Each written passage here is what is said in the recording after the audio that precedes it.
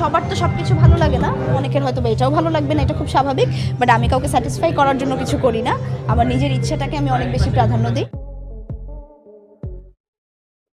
গণমাধ্যমের সঙ্গে কথা বলেছেন তখন আলোচনার মধ্যে থেকে টেনে এনেছেন বুবলি নামে একজন নায়িকাকে। তিনি এখন শাকিব খানের সঙ্গে অর্থনৈতিকে জড়িয়ে আছেন। শাকিব খানের কাছে অন্যদিকে যেসব প্রযোজনা ছবি অফার নিয়ে যান তিনি তার অন্যদিকে বিপরীতে নায়িকা হিসাবে বুবলির নাম সুপারিশ করেন।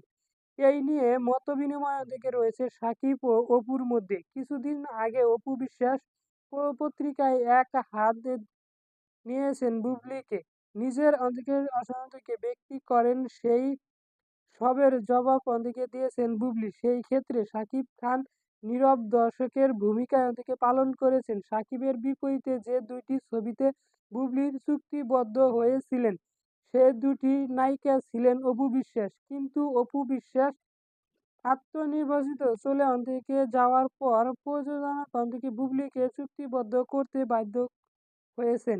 এই নিয়ে অপু ও সাকিবের মধ্যে শীতল সম্পর্ক বিরাজ করতে পারে, কিন্তু সেটা যদি মান অভিমানের সীমানায় থেকে ছাড়িয়ে দাম্পত্য কলহের পরিবার হয় তাহলে তার বিপরীতে যা হতে পারে তা সহজেই